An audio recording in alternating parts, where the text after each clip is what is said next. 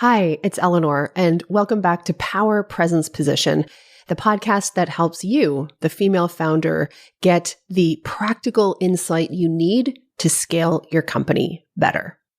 One of my favorite sayings, I don't even know who said this, but I've heard it so many different times from so many different people and have also shared it so many different times, is that pain is inevitable, but suffering is optional. Entrepreneurial pain, I have found, is a powerful growth tool. When you learn to identify, recognize that you're actually in pain around something, identify where that pain is coming from, and then asset create your way through that pain. This episode builds on last week's episode, that's episode 482, called the Pain Audit. If you haven't listened to that episode, I suggest you go back and do that. And in that episode, I showed you how you do a pain audit so that you as the entrepreneur can really be present and recognize where the true pain points are in your business. So often we sort of grit our teeth through them and just keep hustling. But the key to growth is to identify, look, I'm experiencing a pain point here. And then in today's episode, I'm showing you how to use the results of your pain audit to build the growth assets that will set you free and help you create a company that delivers cash, influence, and autonomy. Let's dive in. Do not go anywhere. This episode will be so useful to you. So here's the question. In a world where the rules of business have been written by men, how do women entrepreneurs like us, women who want to make millions of dollars and impact millions of lives, how do we create enormous success on our terms? That's the question, and this show explores the answers. Welcome to Power Presence Position. I'm your host, Eleanor Beaton, and I'm on a mission to double the number of women entrepreneurs who generate over $1 million per year in annual revenue. I'm an award-winning entrepreneur, author, and leadership coach. I'm a wife, mom of 2 boys, and I'm the CEO of a 7-figure business. Stick around because on this show, you'll learn how to think, communicate, and get paid like a 7-figure CEO. Let's go. The key to transitioning from a consultant who has a growth ceiling into a CEO who has no growth ceiling is basically to stop hustle-based growth and start asset-based growth. Over the next couple of weeks, I'm going to be talking a lot about assets on the show. So I thought that today I would define what an asset actually is.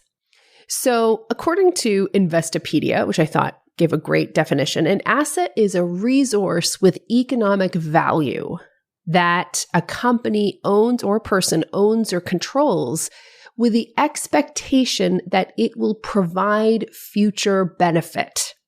So I'm going to say this again because it's so key. An asset is a resource with economic value that you or your company owns or controls with the expectation that it will provide a future benefit.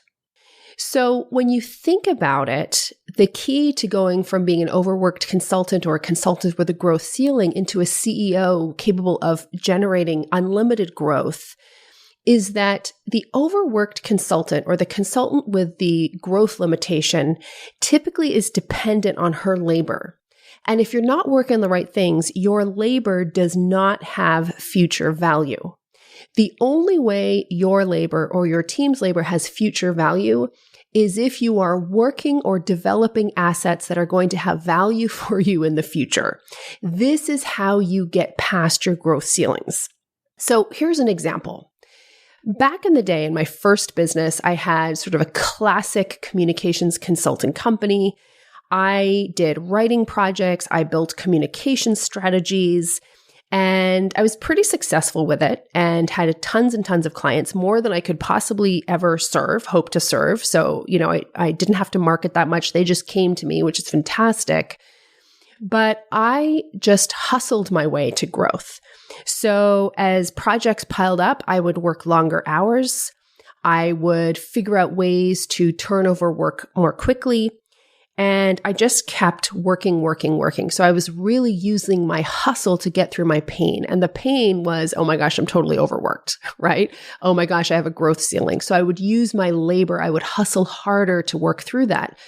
The problem was that I got paid for it, but I didn't actually have anything to show for it at the end of the day other than, yes, developing my skill set. So that was a great asset, super valuable. But I couldn't really repurpose that or work once and generate lots of value from working once, right? So that was the challenge. And I know it's a challenge that so many of you, if you are in consulting or coaching or a lot of service-based, industries, this is the core challenge that you face and that really limits your growth and it keeps you chained to present day work. I created a different kind of company, and today I don't hustle through pain. Not always. Most of the time I do not hustle through pain. I'm not perfect. So there's definitely times where I still have that knee-jerk reaction. If I'm going through pain, I just start hustling harder, but I'm do a much better job at catching myself these days. So today I don't hustle through the pain. I identify the pain. So I try to be really present to when I'm experiencing pain points. I take the time to identify what's causing the pain point, and then I create assets to help me overcome and grow through the pain. So I don't hustle through the pain, I asset create through the pain. There's a huge difference between those two things.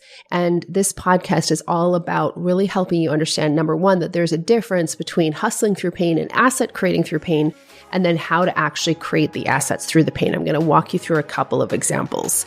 Don't go anywhere.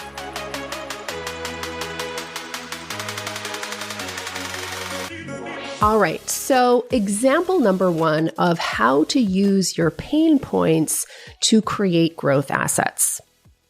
Shortly before the holidays, I did a pain audit. So I walked through exactly the process that I walked you through in episode 482, where I conducted a brief pain audit to really identify the different pain points that I was experiencing as an entrepreneur in my business. And one of the pain points that I uncovered was I was feeling sort of worried about a consulting project that we're working on. So because we have a very superbly simple business model, it has really done what I hoped it would do, which is allow us to scale our sort of coaching and education side of the business effectively, and has given us time to work on our mission in other ways. So we are rolling out Safi Strategic Insights.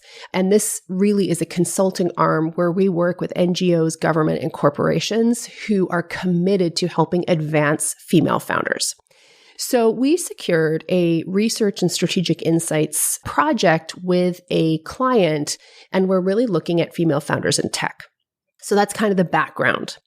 So I was experiencing some pain related to this project because as I was sort of thinking about it, I was recognizing that there was a significant amount of organization, sort of detailed organization, and some certain amount of time-consuming follow-up that was going to be required to do a fantastic job for our client. And those two areas, I can do them, but they're sort of zone of competence. So detailed organization and detailed follow-up, those are two sort of zones of competence for me. Takes a ton of energy. And quite frankly, it's not where me as the CEO should be spending my time. So I was experiencing pain around this. I identified that I was experiencing pain. As I sort of thought about what was involved, I noticed that I quickly would try to distract myself doing something else. These are all signs that you're in pain. So, years ago, if I experienced something like this, like if I were doing this in my old consulting business, I would have just had to grit and hustle my way through it. But I realized that this is a pain point that I don't have to hustle through. I can asset create my way through. So in this case, what I decided to do was, look, I'm experiencing pain around this. So, and quite frankly, as we grow Safi Strategic Insights, we're going to be doing a lot of fantastic projects like this. And I will limit the growth of this part of my company if I continue to try to hustle through it. So I need to asset create my way through this and use my pain to create an asset that has current and future economic value to the business. So what I did was I sat down and created a detailed project plan for this consulting project. So I created a detailed project plan. We have project plans for other types of projects in our company, but not for this type of consulting project. So I designed a project plan, and then I put together sort of a process for how we were going to implement this project and also put together a timeline. Now, that was a little bit painful because, again, this type of work isn't my favorite type of work. However, I have also learned that it's worthwhile to put in place this kind of structure rather than just outsourcing it. So, when you put in place this baseline structure and then you have people come in to implement it, they can add their genius and sort of grow it. I found that always works better for us rather than just bringing in people to create from scratch. I've never found that works as effectively as putting together a baseline that people can improve upon and grow. So I put together this project plan, and then that project plan actually becomes a powerful asset because now we have a template that can be reused for future consulting projects. So that is the first and last project plan I need to create for Safi Strategic Insights. Then the next step is to record a Loom video of me breaking down the project plan that teaches the team how we create project plans for this arm of the company. So that's going to happen actually during the meeting where I brief the two people who are part of this project with me on what that project plan is. So just record it while you're doing it. So it doesn't have to be this special extra thing, but you're using your labor to create assets, guys. Then, as part of the work, I'm teaching our team members how to do insight development.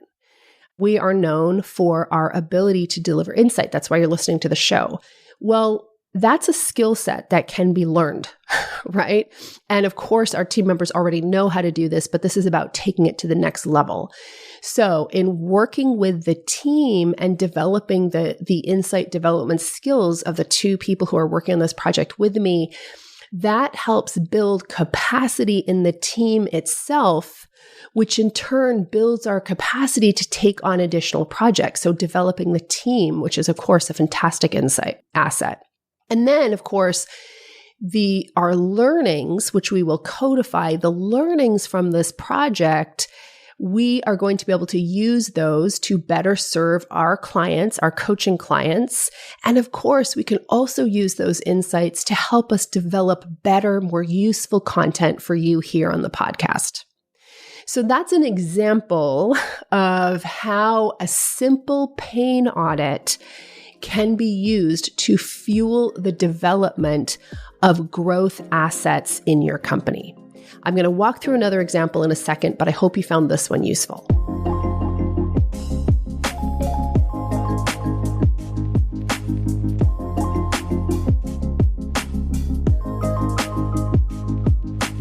All right, so I just walked you through one example of how I used a pain audit to help us develop assets to grow an emerging arm of our company called Safi Strategic Insights. I want to use another example of how I used a pain audit to develop a different type of asset. So some time ago, I was doing another pain audit on myself and my company, and I realized that when it comes to developing detailed tactical marketing plans, my energy just seeps away. So as I was doing the pain audit, I was thinking through recent examples of work that exhausted me. And strategy never exhausts me. Tactics usually do exhaust me, certain of them. So I was, mapping out some tactical plans, tactical marketing plans, and really noticed that I was struggling. I just felt heavy. It felt kind of boring. I know how to do these tactical plans. And again, a theme, my philosophy is that CEOs at a certain level, So when your company is small and you're growing your company, I see a lot of pain happen when you don't take the time to understand how things work and you want to outsource all of that to other people. I have in practice noticed time and again how outsourcing without having an underlying structure in place in a developing, emerging, high-growth company can actually be very stressful and actually counterproductive. There's so much to say on that, which I won't get into. I won't sideline us here. But my philosophy is that you as the founder, a big part of your job is to lay some foundational track that other people can then take, inject their genius, just make it so much better. But you really help yourself and help them when you put the foundations in place first. So I totally know how to put in place tactical marketing plans, have done it over and over again, and it's really draining, and really saw that the longer I try to do this, the more that's going to take me away from being future focused and designing future solutions for the company. So identified that as a pain point, right? And then saw the solution was that we really don't have somebody who can do that. And that's a function that we're ready for as a company. So then it became about creating the asset. And so in this case, it was really about taking the time to develop a job description. So in developing a job description, that meant talking to people. So I put together a list of 10 people. These were other founders. These were marketing experts. Talked to a bunch of different people, 10 people. And my goal there was not to ask them what I should do. It's to understand what that type of marketing function looks like inside their organization. Or what, because I was also talking to some of our team members about what they really thought we need. So I took time to interview people, to develop a clear job description, to really develop the role, and then put together with support from the team what our hiring plan was going to look like. And then ultimately went through that process of going out to market to find that person, go through the hiring process and hire for that role. So if you think about it, that pain audit, so we have our new digital growth strategist joining us this spring, which is really exciting. So that obviously is a tremendous asset. The role and the individual, are both tremendous assets to Safi Media. But more than that, there were other assets in terms of the process of how we develop a job description for us, what our hiring process is going to look like. So those were really, I would say, 3 different assets that got developed as a result of that pain audit. And so all of the work that went into creating and getting those 3 things, that wasn't just labor that was used once. It wasn't just my labor or other people's labor that we got to use once. That is, we were able to create assets that have tremendous future benefit for us. Our clarity on how we develop job descriptions. So we really took it up a notch. The relationships that I deepened with the people I was interviewing and talking to help me develop that job role. The actual role itself, and of course, the person, who we have coming in. So that's another example. So of how you can use a pain audit to asset create your way through pain to grow faster.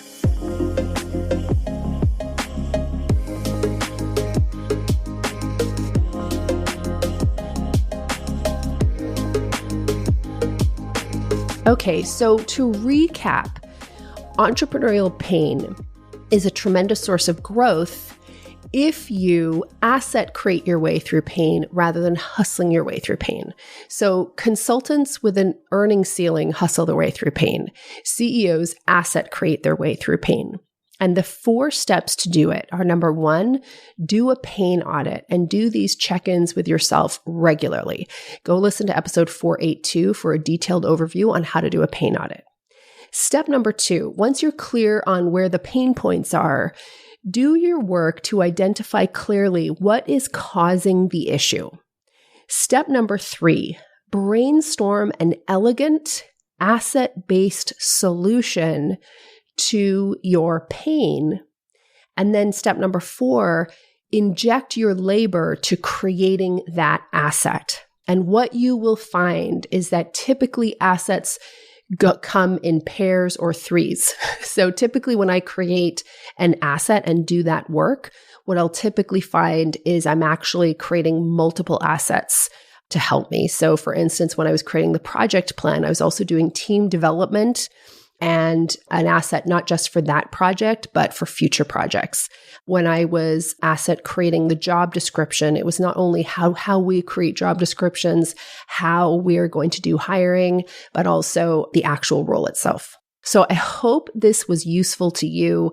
Again, over the next couple weeks, we're going to be really focused on assets because I think when female founders create assets to grow rather than hustling to grow, this is how you create cash, influence, and autonomy.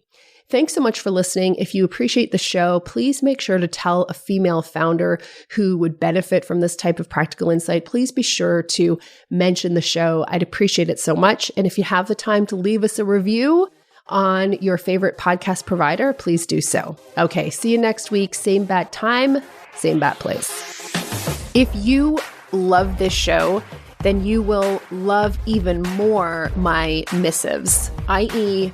my emails.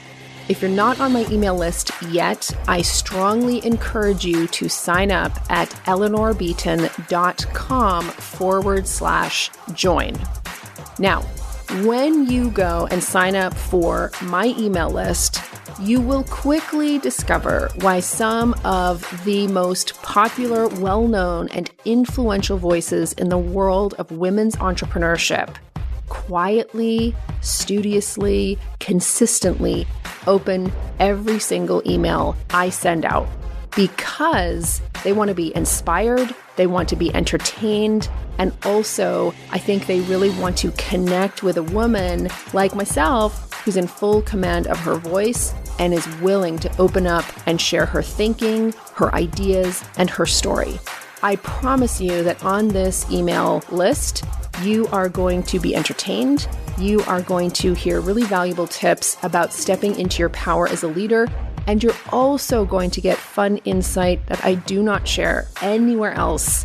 Go to eleanorbeaton.com/join. And I promise you it will be the highlight of your inbox.